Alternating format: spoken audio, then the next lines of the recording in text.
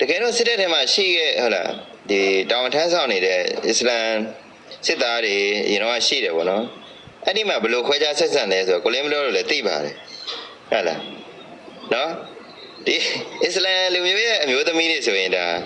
ဖျားစားတွေတောင်ဖတ်ခိုင်းနေဆိုတာကိုကျွန်တော်ကြားရတယ်ပေါ့နော်ဒီသူတို့ရဲ့ဟိုအဲ့ဒီဓမ္မစကြာနေဓမ္မစကြာတွေပါရော့ကတယ်ဗျာနော်အဲ့မှာစစ်တဲ့ဓမ္မဒါသိပါတယ်ဒါကိုလင်းမလို့ဆိုတာအသိဆုံးဟုတ်တယ်မလားကျွန်တော်ပြောတာက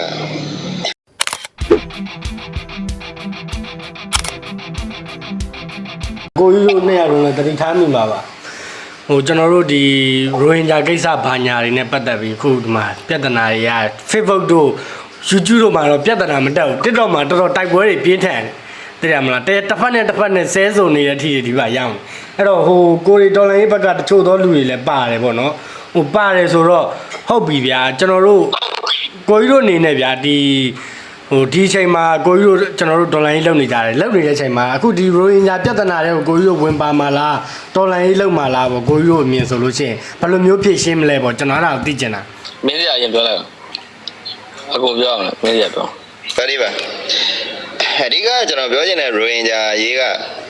ဖေဖေထူးထူးတော့မဟုတ်ဘူးဗျာနော်ရိုဟင်ဂျာတွေဘယ်လိုဖြစ်လာလဲဖြစ်ပေါ်လာလဲဆိုတာကအဓိကသမိုင်းတရခန့်ဒီကျွန်တော်တို့ဒါ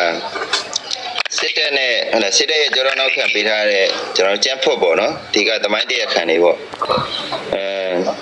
ဒီရိုဟင်ဂျာလူမျိုးတွေကိုဟဲ့လားမှတ်ပုံနဲ့ထုတ်ပေးခဲ့တာလေဒါသိန်းစိန်ဆိုရပဲဗျနော်ဒါလူတိုင်းလည်းသိနေတာပဲသိန်းစိန်ဆိုရကရိုဟင်ဂျာလူမျိုးတွေကိုဟဲ့လားဟိုမှတ်ပုံနဲ့ထုတ်ပေးခဲ့သလိုဟဲ့လားဒီသူတို့ရုပ်ောက်ပွဲနိုင်ရရှိဖို့အတွက်နော်မှတ်ပုံနဲ့ထုတ်ပေးခဲ့တယ်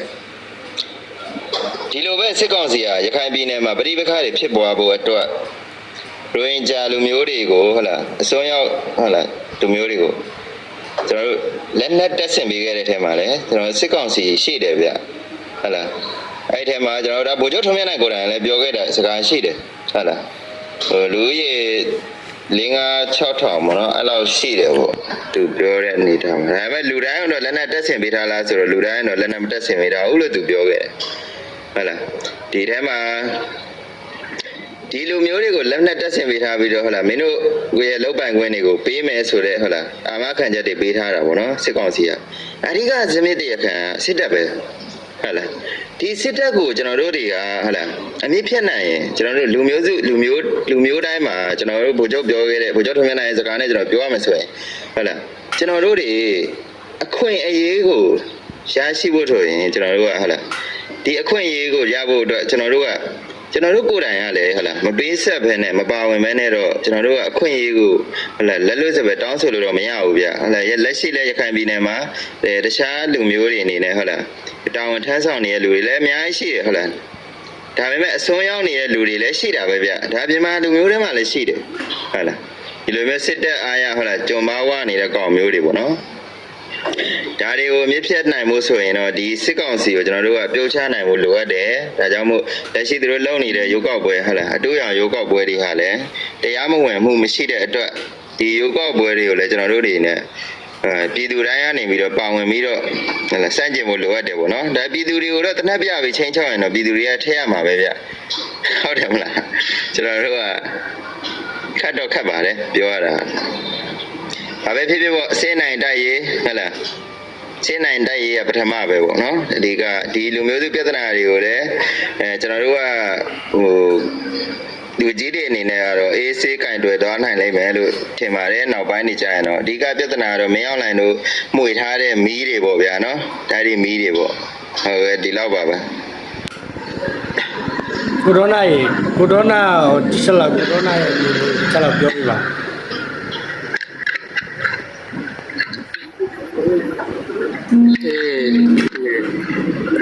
ဒီကိစ္စတွေက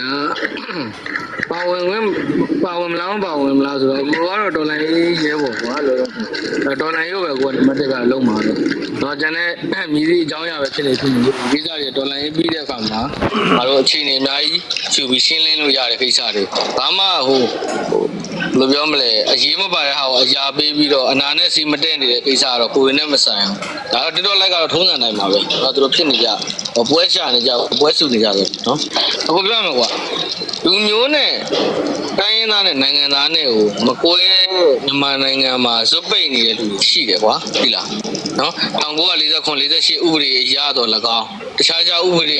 ရတယ်အများကြီးကွာ1962နော်အများကြီးကွာဥပဒေရှိတယ်နော်ခြေဥပဒေရှိတယ်အကိုတို့မှာအဲ့နိုင်ငံသားရှိတယ်နိုင်ငံသားရှိတယ်နော်တိုင်းရင်းသားရှိတယ်တိုင်းရင်းသားတွေဆိုတော့ဌာနေတိုင်းရင်းသားတွေပေါ့နော်1949မှာပါတယ်ဌာနေတိုင်းရင်းသားတွေ1962မှာပါတယ်ဌာနေတိုင်းရင်းသားတွေဒီ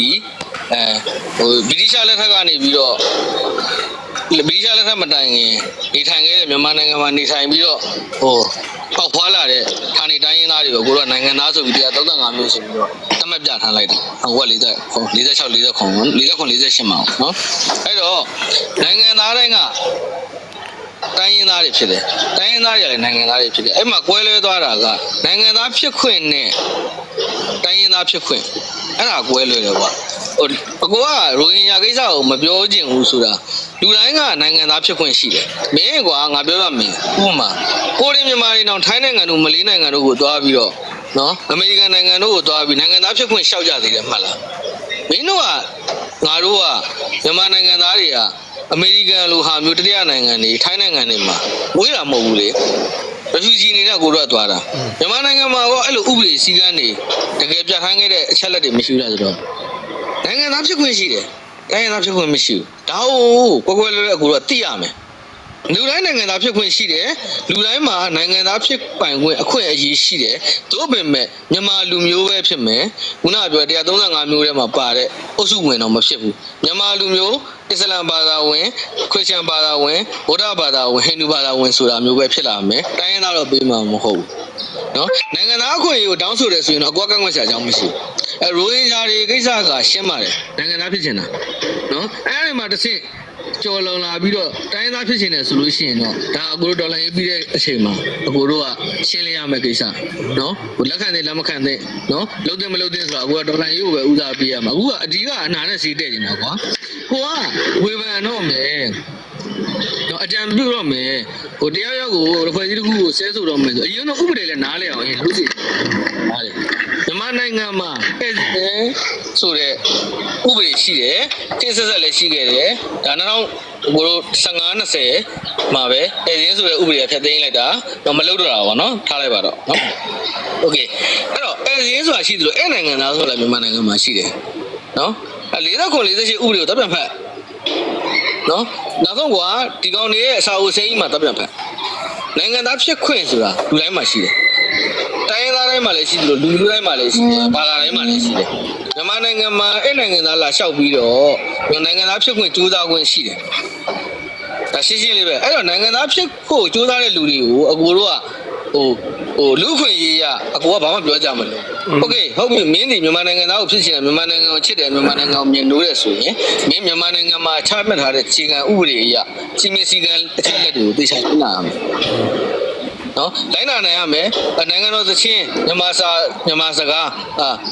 ကျွမ်းအောင်နားလည်အောင်သင်ယူရမယ်โอเคဟုတ်ပြီနော်သက်ဆိုင်ရာအခွန်အခါတွေပေးဆောင်ပြီးတော့နိုင်ငံသားဖြစ်ခွင့်ကိုတရားဝင်လာဝကမှာရှောက်လို့ရတယ်ဒါကအခြေခံဥပဒေအဆင့်နဲ့မှာပြဋ္ဌာန်းခဲ့တာနော်1949ရပြဋ္ဌာန်းခဲ့တာမနေ့အဲ့ဒီနေ့မှပေါ်လာတဲ့ဟာမဟုတ်ဘူးနော်အခုဖြစ်နေတယ်ကွာရိုဟင်ဂျာတို့ဘာဖြစ်တာလို့ညာဖြစ်တာအခုပြောတာဒါတက်ပါဖင်ရတာအရှင်မအဲ့လိုပြောနေတဲ့ကောင်တွေဘုံကလေဖင်ရတာတော်လန်ရေးကရလာမှာမရောက်ရစီဘူးနော်ဒီလားအခုအေးလို့ဘာဖြစ်လို့ရိုဟင်ဂျာနဲ့တိုက်တာလဲဆိုဘုကျွတ်ထွန်းမဲ့တယ်မနိုင်လို့ရိုဟင်ဂျာနဲ့တိုက်တယ်ရှင်းရှင်းလေးပဲအေးမနိုင်ဘူးသူတို့ရိုဟင်ဂျာကိုအာဆာကိုရိုဟင်ဂျာမတကယ်အစိုးရဆိုတဲ့အာဆာကိုနော်မရောက်နိုင်တော့လက်နဲ့တက်ဆင်ပေးတာအသက်တွေတက်ကရအထောက်ထားတွေအများကြီးရှိတယ်နော်ရိုဟင်ဂျာတွေကိုတစ်ဖက်လက်နဲ့ခေါ်သိမ်းပြီးတော့စစ်တပ်နမ်းပေးပြီးလက်နဲ့တက်ဆင်ပေးတာစစ်တိုက်ခိုင်းတာအများကြီးပဲဘုကျွတ်ထွန်းမဲ့နိုင်ကိုအေးမှာအများကြီးရှိတယ်သူတို့လည်းချပြတဲ့ကိစ္စတွေအများကြီးရှိတယ်နော်ဟုတ်ပြီအေးနဲ့ရခိုင်ထဲမှာရောခုနကပြောတဲ့မွတ်စလင်ဘာသာဝင်တွေမရှိလားဟာရှိတယ်လေဘယ်တို့တင်ထားတဲ့ဗီဒီယိုဖိုင်မှာသက်ကြည့်မွတ်စလင်ဘာသာဝင်တွေလုံခြုံရေးရယူနေတာဟာသူတို့ထင်းချုပ်ထားတဲ့မျိုးတွေပေါ်မှာတရားစီရင်ရေးပိုင်းမှာကုညီပံမိုးပေးနေတာသူတို့လုံခြုံရေးလုပ်နေတာ နော်အေးရဲ့ယူနီဖောင်းကိုအေးရဲ့ပြီးတဲ့လက်နက်ကိုကန်ပြီးအေးရဲ့စီကန်အတိုင်းကိုမွတ်စလင်ဘာသာဝင်အများကြီးပူပေါင်းပါဝင်နေတာအဲ့ဒါတွေကလေဌာနေတိုင်းရင်းသားတွေပဲဌာနေဟိုနိုင်ငံသားတွေပဲပေါ့ကွာတိုင်းရင်းသားတော့မဟုတ်ဘူးရိုဟင်ဂျာဆိုတော့မရှိဘူးရိုဟင်ဂျာဆိုတော့လက်မခံတယ်လို့ရိုဟင်ဂျာကိုလည်းမရှိဘူးရိုဟင်ဂျာလည်းလက်မခံဘူးဘင်္ဂါလီလည်းမရှိဘူးဘင်္ဂါလီလည်းလက်မခံဘူးနော်မြန်မာနိုင်ငံထဲကိုဝင်လာတာဘင်္ဂလားဝင်မဝင်အိန္ဒိယဝင်လာတဲ့နိုင်ငံသားတွေပဲရှိဘာမှဒီဘောရတာတွေအတုံးလုံးတွေကိုကနိုင်ငံမှာတရားဥပဒေရတော့၎င်းနော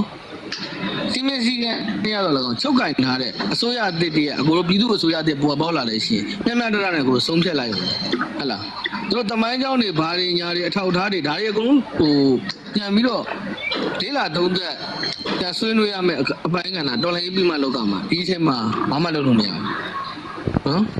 ်ဒီချိန်ကဒေါ်လာရေးကာလာအခုအများကြီးဒေါ်လာရေးကာလာရန်ဖြစ်ကမဲ့ကာလာလည်းမဟုတ်ဘူးပိုလို့လည်းညိုတို့ဒီလိုလည်းညိုတို့ဒေါ်လာရေးသမားတွေဖြစ်ပြီးတော့ဘင်္ဂါလီပါရိုဟင်ဂျာပါဆိုပြီးတော့ပြောနေတဲ့အကောင်တွေကအေးကိုတိုက်ခိုက်တာရှင်းရှင်းလေးပဲတစ်ဖက်လည်းတိုက်ခိုက်တာနော်ဒီစားစဉ်းစားကြည့်ဘောကျော်တို့ရှင်းနေရတယ်အခုပြဿနာအဲ့ပြဿနာဟုတ်ဒါပေမဲ့ဘောကျော်တို့ကအေးရှင်းပဲသူတို့ရှင်းရှင်းပဲအေးရရှင်းရှင်းပဲသူတို့ဘာမှမရှုပ်ထားတဲ့အတွက်အကိုအများကြီးပြောတယ်ကိုမရှုပ်ထားရင်ကိုရှင်းရမလို့ဘူးကွာတိလားဘောကျော်တို့အတွက်ရှင်းရှင်းလေးပဲဘောကျော်ထွန်းမြတ်နိုင်ကိုကြီးညာထားတဲ့ statement တွေအများကြီးတယ်ဗီဒီယိုဖိုင်တွေအများကြီးတယ်သူပြောထားတဲ့ဘင်္ဂါလီနဲ့ပတ်သက်တဲ့ဟာတွေရိုဟင်ဂျာနဲ့ပတ်သက်တဲ့ကိစ္စတွေဒီခိုးဝင်ပေါ့နော်နေမီကျူးကျော်ဝင်ရောက်နေထိုင်တဲ့လူတွေအပိုင်းကဏ္ဍတွေအကုန်လုံးခွဲပြီးပြောပြီးသားဌာနေတိုင်းရင်းသားမဟုတ်တော့အစ္စလာမ်ဘာသာဝင်တွေအကြောင်းကိုသူဗိုလ်ချုပ်ထွန်းမြတ်နိုင်အများကြီးအကုန်လုံးပြောပြပြီးသားရှင်းပြပြီးသားဟုတ်လားဒါကိုအကူကတော့ရှင်းတယ်မတရားများစီလူမဟုတ်တာကိုအဟုတ်လုံနေတဲ့ကောင်တွေပဲလို့အကူကသတ်မှတ်တယ်အကူကအဲ့ကိစ္စနဲ့ပတ်သက်လို့ရှိရင်သူတို့နဲ့လည်းပြောကြမလို့ဒါပေမဲ့အကူရဲ့ယူဆအကူရဲ့ဘွေးခွန်ကြီးလေးပြောလို့အကူရပြောပြတယ်အချက်နဲ့အလက်နဲ့ပဲပြောပြတာနော်တရားမလားရှောက်ပြောနေတာမဟုတ်အဲ့နိုင်ငံသားအနေနဲ့โอเคနိုင်ငံသားဖြစ်ရှင်နေဆိုရင်မြန်မာနိုင်ငံမှာဒေါ်လာရေးကာလာပြီးဆုံးတဲ့အချိန်မှာပေါ်ပေါက်လာတဲ့ပြည်သူအစိုးရလက်ထက်မှာမင်းတို့နိုင်ငံသားရှောက်မင်းတို့နောက်မှထိုင်းတို့အမေရိကတို့ပြင်ကုန်းပြီးသွားကျင်နေတဲ့ကောင်တွေယူအောင်အတင်းလျှောက်ချင်နေတဲ့ကောင်တွေကနော်ထိုင်းမှာ15နှစ်20နေတာနဲ့ထိုင်းနိုင်ငံသားဖြစ်ရှင်တာမှာအယူတစ်ပိုင်းဖြစ်နေကြတဲ့ကောင်တွေကရိုးရင်းကြောင်အမွေးပန်းနေတယ်ဆိုတော့အကောတော့အများကြီးပြောနေကြဘူးအဲ့မှာတိတ်ပြရှင်းသွားပြီကိုလည်းသူများနိုင်ငံသားဖြစ်ရှင်တဲ့ကောင်တွေကကိုယ်နိုင်ငံမှာနောက်တဲ့နိုင်ငံသားဖြစ်လာမဲ့ကောင်တွေကိုထိုင်ပြီးဝေဖန်နေတယ်ဆိုတော့စောက်စင်းရဘာစောက်စင်းမှမရှိတဲ့ကောင်တွေလိုပဲကွာသတ်မှတ်တယ်ရှင်းရှင်းလေးပဲဒါပဲညီလေးကိုကြီးပြောကြအဲ့ဒါပဲအခုကျွန်တော်ပြောချင်တာကလေကိုလင်းဘလော့မေးချင်တာပေါ့နော်ကိုလင်းဘလော့လည်းဒါစစ်တပ်ထဲမှာတောင်ထမ်းဆောင်ဝင်တဲ့လူတယောက်ဆိုတော့စစ်တပ်ထဲမှာဒီအစ္စလာမ်လူမျိုးဟုတ်လားစစ်သားတွေရှိပါတယ်အဲ့ဒီထဲမှာကျွန်တော်တို့ဟုတ်လားသူတို့ကဟုတ်လားအခုချိန်မှာဟုတ်လားလိုအပ်လို့ပေါ့နော်လိုအပ်လို့ခေါ်သုံးတာပေါ့နော်ကျွန်တော်တို့ဒီလက်နဲ့တက်ဆင်ပေးတယ်ဆိုတာလိုအပ်လို့ခေါ်သုံးကြတာပေါ့တကယ်တော့စစ်တပ်ထဲမှာရှိခဲ့ဟုတ်လားဒီတောင်ထမ်းဆောင်နေတဲ့အစ္စလာမ်စစ်သားတွေအရင်တော့ရှိတယ်ပေါ့နော်အဲ့ဒီမှာဘယ်လိုခွဲခြားဆက်ဆံလဲဆိုတော့ကိုလင်းမလို့လည်းသိပါတယ်ဟုတ်လားနော်ဒီအစ္စလာမ်လူမျိုးရဲ့အမျိုးသမီးတွေဆိုရင်ဒါဖျားစာတွေတော့ဖတ်ခိုင်းနေဆိုတာကိုကျွန်တော်ကြားရတယ်ပေါ့နော်ဒီသူတို့ရဲ့ဟိုအဲ့ဒီဓမ္မစကြာတွေပါယောဂရတယ်ဗျာနော်အဲ့မှာစစ်တဲ့ထဲမှာဒါသိပါတယ်ဒါကိုလင်းမလို့ဆိုတာအသိဆုံးဟုတ်တယ်မလားကျွန်တော်ပြောတာကဟိုတကယ်တော့ဟိုလူမျိုးရေးခွဲခြားတယ်ဘာသာရေးခွဲခြားတယ်ဆိုတာကဒါကျွန်တော်တို့နိုင်ငံသားတွေပေါ်မှာသွေးထိုးလှုပ်ဆော်ခဲ့တဲ့နံပါတ်1တရားခံကကျွန်တော်တို့စစ်တပ်ဖြစ်တယ်ဆိုတာဟိုပေါ်လွင်တယ်ပေါ့နော်စစ်တပ်မှာဟုတ်လားကျွန်တော်တို့တိုင်းသားလူမျိုးတွေဗိုလ်ချုပ်ကြီးတွေမဖြစ်ပါဘူးဗျဖြစ်ခွင့်မရှိဘူးနော်ရာတို့မတိုးပေးဘူးဟုတ်လားအခုဒီအာနာသိမ်းပြီးတဲ့နောက်မှာဒီဘောနော်အစ္စလမ်ဗိုလ်ချုပ်တွေကျွန်တော်တို့တွေ့ရတယ်ပေါ့ဒါဘယ်လိုဖြစ်တာလဲပေါ့ကျွန်တော်စဉ်းစားတယ်ပေါ့နော်ဘယ်လိုဖြစ်တာလဲပေါ့ဟုတ်လားသူတို့ကတခုလိုချင်လို့ဟုတ်လားတခုကိုပေးတယ်လို့ကျွန်တော်ထင်တယ်ပေါ့နော်ဒီလိုပဲအခုလက်ရှိဖြစ်နေတဲ့နယ်စပ်မှာဖြစ်နေတဲ့ဆောက်ပြဿနာတွေဒီဟုတ်လားကျွန်တော်တို့တခုကိုလိုချင်လို့တခုကိုပေးထားတယ်လို့ကျွန်တော်ထင်တယ်ပေါ့နော်မင်းတို့ဒီဟာကိုရအောင်လုပ်ဟုတ်လားအေးဟိုမင်းတို့ရအောင်တိုက်ဒါဆိုရင်မင်းတို့လိုချင်တဲ့ဟုတ်လားဘူသီးတောင်လားဟုတ်လားငါတို့ဟုတ်လားပေးမယ်ဒါမျိုးပေါ့နော်ဒါဟာကျွန်တော်တို့စစ်ကောင်စီရဲ့ဝါဒဖြန့်ခြင်းနဲ့ဟုတ်လား နောက်ပြီးတော့ဒီလူမျိုးတွေကိုအသုံးချပြီးတော့ဗောနော်ကျွန်တော်တို့ဒီသူတို့တော့နေမြေပေးဖို့အတွက်ဒီကောင်တွေဟာဟုတ်လားတစ်ဖက်လက်နီးနဲ့စီယုံတင်သွင်းထားတာပါနော်ကြားရတယ်ကိုလည်းမလို့ ဟိုလိုမျိုးဗျာသိရမလားခုနကကျွန်တော်ပြောထားတဲ့ကိစ္စဆိုရင်ဗျာ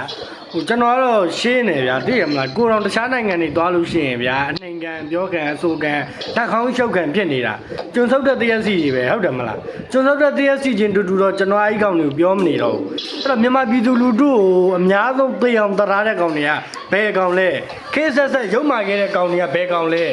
ဟိုဘယ်လိုမျိုးလောက်ခဲ့တာလဲပေါ့သိရမလားအဲ့တော့သိကြတယ်ကျွန်တော်ကတော့ဒီအချိန်မှာနိုင်ငံကိုကိုစားပြုတဲ့ပြည်ပခါကိုပဲရင်ရှင်းပါအဲ့တော့ကျွန်တော်နိုင်ငံကိုကိုစားပြုနေတဲ့ပြည်ပခါဒီစစ်တပ်ဖြစ်တယ်ဒီကောင်တွေဒီမကောင်းတဲ့ကောင်တွေမကောင်းတဲ့လောက်ရလောက်နေတဲ့ကောင်တွေလူမျိုးရေးဘာသာရေးနိုင်ငံရဲ့ဖွံ့ဖြိုးတိုးတက်ရေးကျွန်တော်တို့လူသားရေးမြစ်တွေဆုံးရှုံးနေတဲ့အထိနော်ဆုံးရှုံးတာတော့ထောင်လေးနဲ့ရှုံးနေတာမဟုတ်ဘူးတောင်းသိန်းနေနဲ့ချီပြီးရှုံးနေတဲ့စစ်တပ်ကြီးဗျာအဲ့လိုစစ်တပ်မျိုးဒီနိုင်ငံတော်ကိုစားပြုတဲ့စောက်ပြဿနာကြီးဒီကောင်ကိုပဲကျွန်တော်ဒီချိန်မှာအရင်ဆုံးပြောချင်တာကျန်တဲ့စောက်ကိစ္စတွေဒီမပြောချင်ဟုတ်ပြီမင်းတို့ဒီကောင်တွေကိုပြောချင်တာလားမင်းတို့တကယ်ပဲနိုင်ငံကိုစားပြုမင်းတို့ကမင်းတို့သွားလောက်ကြ